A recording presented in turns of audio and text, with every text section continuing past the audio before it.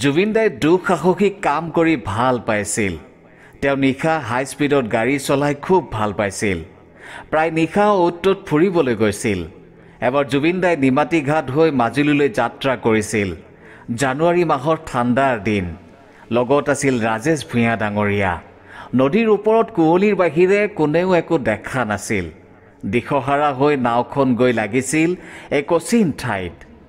সহায় বিচাৰি সকলোৱে বিভিন্ন ঠাইলৈ ফোন কৰিছিল, কিন্তু জুবিন দাই ভয় খোৱা নাছিল। তেওঁ কৈছিল যে আজি গোটেই নিশা আমি ইয়াতেই থাকিম, ব্ৰহ্মপুত্ৰৰ বুকুত। স্ফূৰ্তিতে জুবিন দাই ব্ৰহ্মপুত্ৰত জঁপিয়াই দিছিল। তেতিয়া দুপৰ নিশা।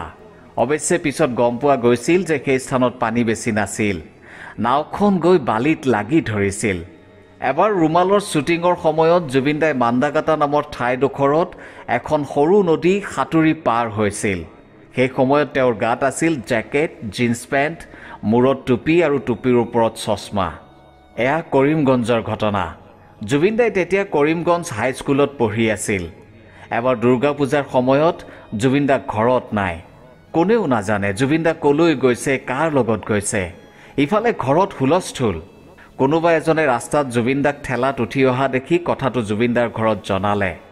তেতিয়াহে সকলোৱে এটা শান্তিৰ নিশ্বাস এৰিলে। আচলতে কি হৈছিল সেইদিনা?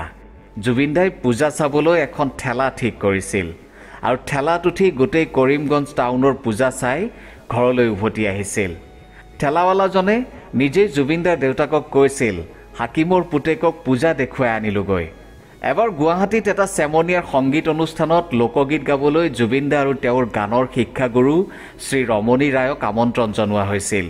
অনুষ্ঠানটো গুৱাহাটী জিলা পুথিভঁৰালত হৈছিল। সেই অনুষ্ঠানটোত মুন্মী বৰায়ো গান গাইছিল।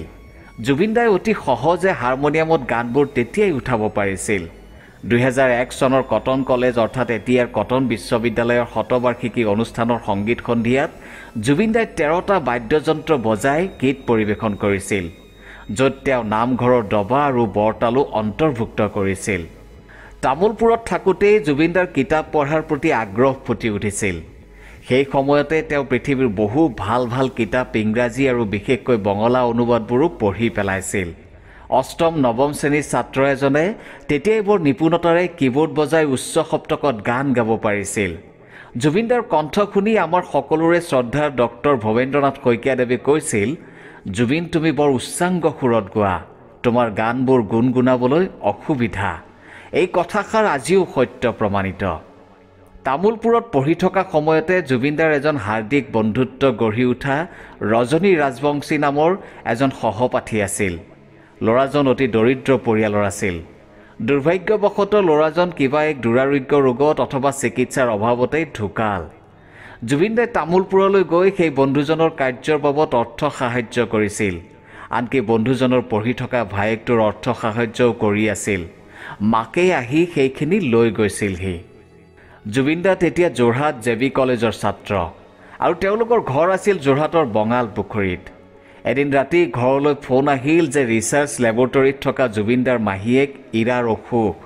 মাহীয়েকৰ অসুখৰ খবৰ শুনি জুবিন দাই ঘৰৰ কাৰো কথা নুশুনিলে। তেওঁৰ স্পৰ্টছ চাইকেলখন আৰু জেপত এখন সৰু খুকুৰি লৈ চাইকেল চলাই ঘৰৰ পৰা 6 মাইল দূৰত থকা মাহীয়েকৰ ঘৰ পালেগৈ। সেই ৰাতিখন এয়া জুবিন দাৰ সাহস আৰু সহানুভূতিৰ এটা ঘটনা। এবাৰ মাদ্ৰাজত থকা অসমীয়া ছাত্ৰ সন্মিলনে এক অনুষ্ঠানত সেই সময়ৰ অসমৰ মুখ্যমন্ত্ৰী হিতেশ্বৰ শইকীয়াদেৱক আমন্ত্ৰণ জনাইছিল। ছাত্ৰ সন্মিলনৰ অনুষ্ঠান যেতিয়া মুখ্যমন্ত্ৰীয়ে ভাবিলে যে তেওঁ দুজন গায়ক ছাত্ৰ ছাত্ৰীক লগত লৈ যাব।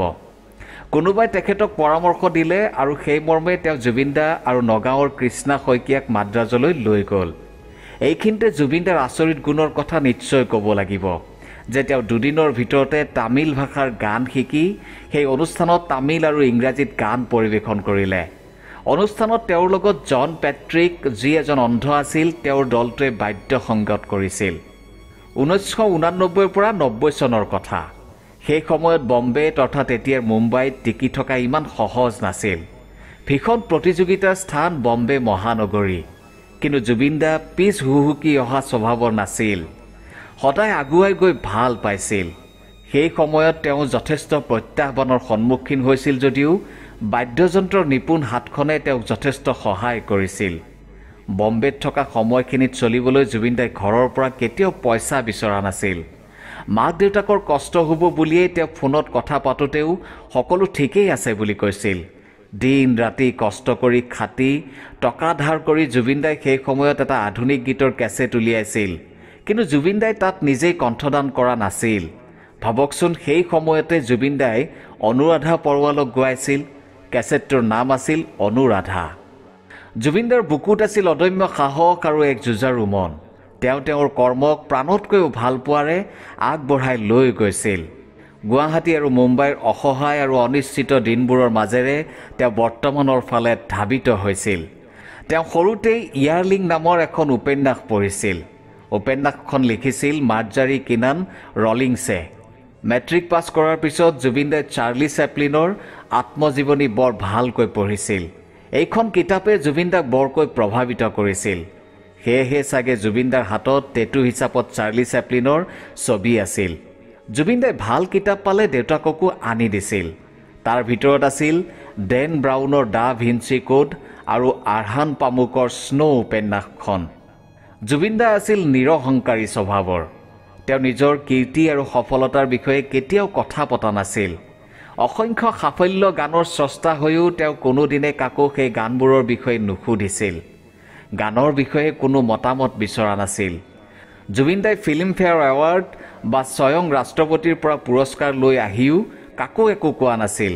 মাথো কোনোবাই সুধিলে কৈছিল যে প্ৰাইজটো লৈ আহিলোঁ, সিমানেই। জুবিনদাই ভগৱত গীতাৰ এই কথাষাৰ সদায় অনুসৰণ কৰিছিল, কৰ্মত অধিকাৰ, ফলত নহয়। কাপোৰ কানিৰ ক্ষেত্ৰত জুবিনদা চখী নাছিল যদিও উদাসীন নাছিল। কেতিয়াবা চখ কৰি কাপোৰ জোতা আদি পিন্ধিছিল যদিও কিছু সময় পিছতে সেই জোতা কাপোৰ ক'ত থাকে তাৰ হিচাপ ৰখা নাছিল। জুবিনদা টকা পইচাৰ ক্ষেত্ৰতো উদাসীন আছিল। যাৰ সুযোগ লৈ সহকৰ্মী, বন্ধু বান্ধৱী, আত্মীয় অনেকেই তেওঁৰ পৰা ঋণ লৈ ঘূৰাই দিয়া নাছিল, যাৰ বাবে আজিও সেইসকল লোক জুবিনদাৰ ওচৰত চিৰঋণী।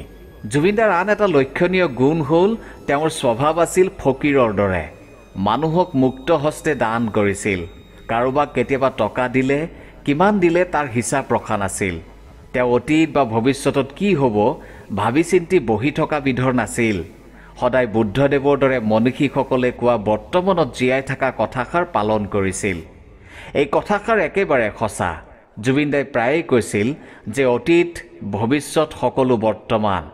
এটা হ'ল পাৰ হৈ যোৱা বৰ্তমান আৰু আনটো হ'ল আহিবলৈ ধৰা বৰ্তমান। সেয়েহে বৰ্তমানত জীয়াই থকা জুবিনদা নিজৰ কৰ্মৰ প্ৰতি ভীষণ একাগ্ৰ আছিল। জুবিনদাই যিটো ইচ্ছা কৰে সেইটোৱে কৰিছিল। সেয়েহে তেওঁ প্ৰায়েই কৈছিল যে সদায় ইনাৰ ফিলিংছৰ কথা শুনিব লাগে আৰু সেইমতে কাম কৰিব লাগে। তেতিয়াহে মানুহে সেই কামটোত 100% দি কাম কৰিব পাৰে। তামোলপুৰত পঢ়ি থাকোঁতে এবাৰ স্কুলত হঠাৎ হুলস্থুল লাগিল, কাৰণ জুবিনদাই জেপত ভৰাই এটা পোৱালি হাইঠা স্কুললৈ লৈ গৈছিল। সেই হাইঠাটো কোনো দুষ্ট ল'ৰাই কেটেপা মাৰি আঘাত কৰিছিল। জুবিনদাই সেই হাইঠা পোৱালিটো শুশ্ৰূষা কৰি সুস্থ কৰি তুলিছিল আৰু পিছলৈ তাৰ লগত খেলিছিল। এবাৰ জুবিনদাই গান শুনি কান্দি পেলাইছিল। ঘটনাটো এনেধৰণৰ। শেখৰ কাপুৰৰ এখন আলোড়নকাৰী ছবি বেণ্ডিট কুইন সেই সময়ত মুক্তি পাইছিল। জুবিনদাই চিনেমাখনৰ গানৰ কেছেট এটা কেনেবাকৈ যোগাৰ কৰি আনিলে আৰু গানকেইটা বজাই ৰাতি দুপৰলৈকে উৰাই ঘূৰাই শুনিলে। গানকেইটা গাইছিল ওস্তাদ ফতেহ আলী খান চাহাবে। গানকেইটা শুনি জুবিনদাই ইমানেই মোহিত হৈ গৈছিল যে গম নোপোৱাকৈয়ে কান্দি পেলাইছিল। জুবিনদাই যিকোনো গান অতি সন্মানেৰে গাইছিল, পৰিৱেশন কৰিছিল। লাগিলে সেয়া মঞ্চতে হওক বা কোনো ষ্টুডিঅ'ত ৰেকৰ্ডিং কৰাৰ সময়তে হওক। বৰগীত ৰেকৰ্ডিং কৰোঁতে জুবিনদাই সদায় ধুতি পিন্ধি কান্ধত গামোচা লৈ মাটিত বহি গাইছিল, কাৰণ তেওঁ জানিছিল যে নিজে ভক্ত নহ'লে সেই ভক্তি নিসিজে। বৰগীত এটা এনেদৰে পৰিৱেশন নকৰিলে তাত আন্তৰিক পৰশ দিব নোৱাৰি। জুবিনদাই যিকোনো বিষয় অতি সোনকালে সুন্দৰকৈ আয়ত্ত কৰিব পাৰিছিল। এবাৰ এখন হোটেলৰ কেছেট প্লেয়াৰত ইয়া আলী গানটো বাজি আছিল।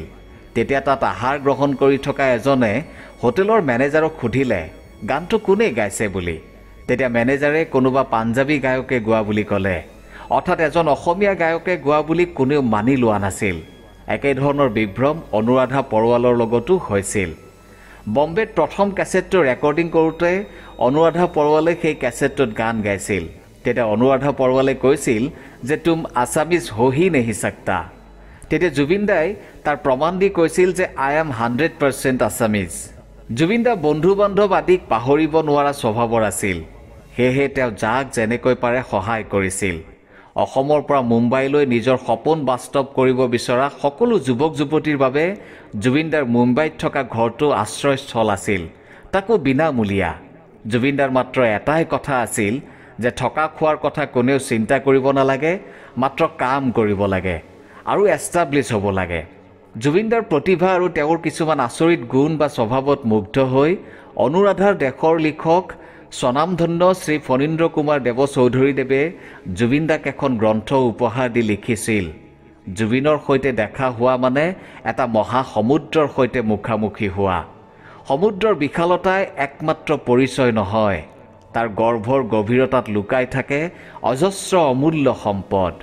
জুবিনৰো পৰিচয় বৰ্তমানৰ জনপ্ৰিয়তাই নহয়, জুবিনৰো গভীৰ অনুভৱেৰে ভৰা শিল্পী মনত লুকাই আছে এতিয়াও উন্মোচনৰ অপেক্ষাত ৰোৱা অজস্ৰ সম্পদ।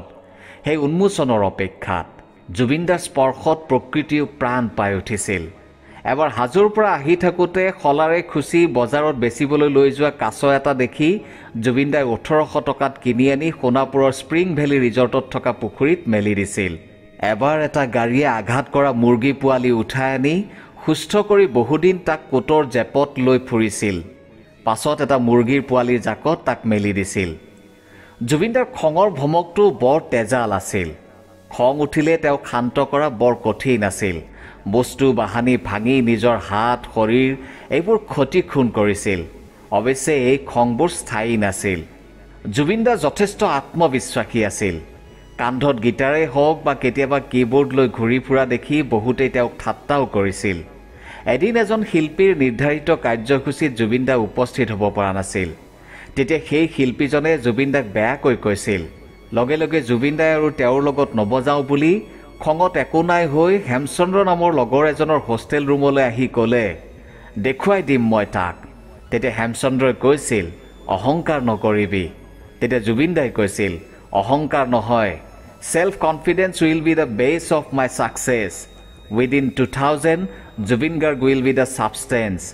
এতিয়া সমগ্ৰ বিশ্বই সেয়াই দেখিছে। জুবিন দাৰ মনোবল অতি দৃঢ় আছিল। কিমান যে ধুমুহা জুবিন দাৰ ভিতৰেদি জুবিন দাৰ জীৱনৰ ওপৰেদি গৈছে, আৰ্থিক মানসিক সংগীত বিষয়ক আৰু অনেক। তথাপি তেওঁ হাৰি যোৱা নাছিল, ভাগৰি পৰা নাছিল।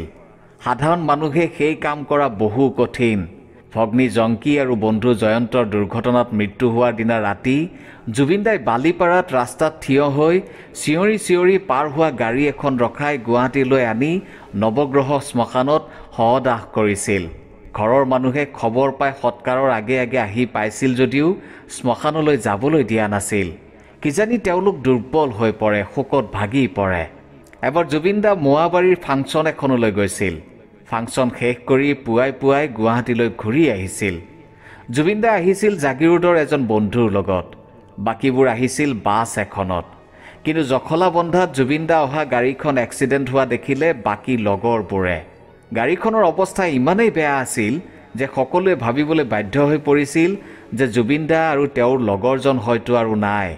কিন্তু বাছখনত অহা লগৰবোৰে নগাঁও হস্পিটেললৈ গৈ দেখিলে যে জুবিন দাই হাঁহি মাৰি বাহিৰলৈ ওলাই আহিছে। ইমান ডাঙৰ ঘটনা এটা ঘটাৰ পিছত সকলো মৌন হৈ আছিল। কিন্তু জুবিন দাই সেই ঘটনাটোক লৈ কৌতুকহে আৰম্ভ কৰিছিল যে পাছৰ ছিটত বহি থকা কেইজন কেনেদৰে আহি আগ ছিট পালেহি। ইয়াৰ পৰাই গম পোৱা যায় যে জুবিন দা মানসিকভাৱে কিমান দৃঢ়। দৰ্শক, জুবিন দাই কোৱাৰ দৰে শেষ বুলিলেইতো শেষ নহয়, আকৌ আৰম্ভ হয়। একেদৰে জুবিন দাৰ কথা বা জুবিন দাৰ গুণৰ বিষয়ে কৈ জানো শেষ কৰিব পাৰি? এইখিনিতে শেষ কৰিম বুলি ভাবোহে আকৌ আৰম্ভ হয়। আকৌ নতুন গুণ স্বভাৱ আদি ওলাই আহে, যাৰ বাবে হয়তো বহুতেই কয় যে জুবিন দাৰ এইবোৰ সাধাৰণ গুণ নহয়, নিশ্চয় অলৌকিক, যাৰ বাবে তেওঁ ঈশ্বৰ পুৰুষ, আমাৰ ভগৱান। প্ৰতি পলতে তেওঁৰ কথাৰেই তেওঁৰেই বন্দনা কৰোঁ। এতিয়া আশাৰে বাট চাই আছোঁ, আমাক ন্যায় লাগে, দোষীৰ উচিত শাস্তি লাগে। আপুনি কি ভাবে? আপোনাৰ মতামত নিশ্চয় জনাব। জয় জুবিন দা, জয় আই অসম, ধন্যবাদ।